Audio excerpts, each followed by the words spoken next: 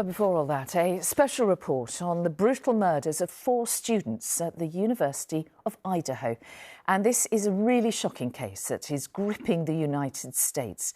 Kaylee Goncalves, Madison Mogen, Xana Kernodle and Ethan Chapin were found stabbed to death in a student apartment in November. There is no apparent motive and many unanswered questions about exactly what happened. The suspect is Brian Koberger, a PhD criminology student who denies any involvement in the murders. Now, he appeared in court today where more details emerged about the victims and the circumstances surrounding the crime. But as the campus reopens after the Christmas break and students mourn the victims, much of it still remains a real mystery, as our US correspondent Dan Rivers now reports. It is a case which has captivated and horrified the United States. A nation trying to fathom whether this man, Brian Koberger, stabbed to death 4 students as they slept at a university in Idaho. Many left with one simple question: why?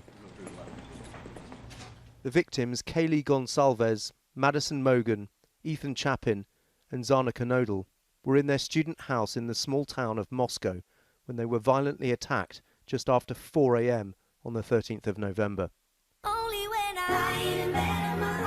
Social media videos portray a bubbly group of girls enjoying student life in the house where they were later killed. Among those returning to the campus this week, Ethan Chapin's siblings. The family released this childhood photo of the triplets, 2 of whom are now mourning their murdered brother. The killings have touched everyone here. It was just scary. I've never had something like that happen so close to me, and I think that it just really affected the community. And yeah, it doesn't seem real. It's just like you hear about this stuff on TV and you see it on like crime shows and stuff, and it's just like when it's so close, it's crazy. It was very shocking to hear something like this happening because you always feel so safe on campus and you feel like, you can go do anything at night and it's not anything you have to worry about. So it definitely was an adjustment to hear that something like this had happened. The precise sequence of events that November night is still shrouded in mystery. Why it took so long for the other housemates to call the police isn't clear, and neither is the motive for the stabbing of 4 young students who apparently had no known connection with Brian Koberger. It took the 2 female survivors 6 hours to call the police. Law professor Samuel Newton says they might have been paralysed with fear. It's very easy to go back and second guess and say, this was a homicide, there were 4 people killed, you should have been calling right then. And I think it's a mistake to jump in and begin shaming somebody for not calling the police and I'm sure this person is very traumatized at the moment after having gone through all of that. 2 of the victims, Ethan Chapin and Xana Kernodle, had spent the evening before the killings at a nearby fraternity house. The other 2 victims, Kaylee Goncalves and Madison Mogen, were at this bar, later seen at a food truck, arriving home at 2 a.m.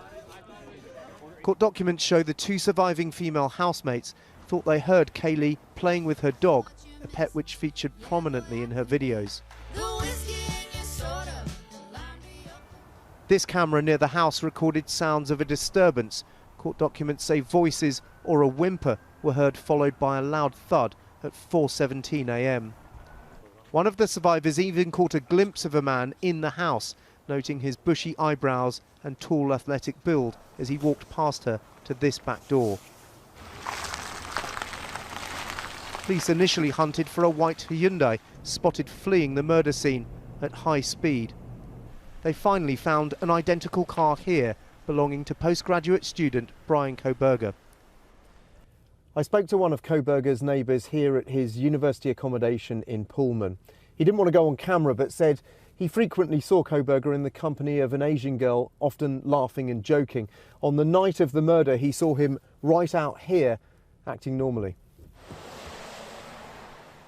Analysis of mobile mast data showed Koberger's phone was turned off around the time of the killings. It also showed he'd driven past the house late at night repeatedly. A car matching Koberger's was spotted 4 times, loitering around the murder scene for 51 minutes before heading off at high speed. It was then picked up on these back roads, again by cameras, heading towards Pullman, where he lived.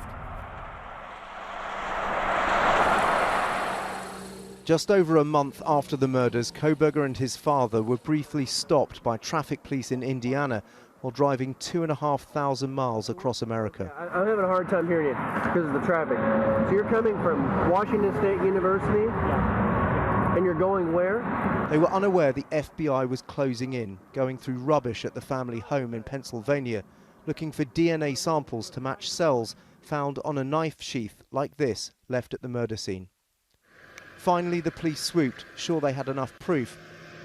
This is Kohberger's father cleaning up smashed glass after the dramatic raid to arrest his son. For the students working on the university newspaper, this has been a challenging 2 months. A lot of people are ready to just kind of be able to grieve in private, especially now that it's less of a crime story. They've apprehended a suspect. They've taken it into formal trial. It gives them and it gives students some more space regarding just kind of processing this. Shannon Gray is a lawyer representing Kaylee Goncalves' parents. Christy kind of can go down a rabbit hole and start thinking about the night in question and how the things when different information comes out.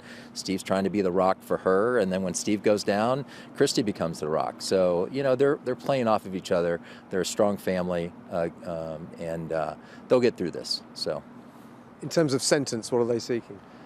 They're seeking the death penalty. It may be many more months before the trial, and still two central elements are missing: the murder weapon and the motive, both compounding the mystery of why these 4 young lives were taken with such violence by a suspect none of them knew. Dan Rivers, ITV News, Moscow, Idaho.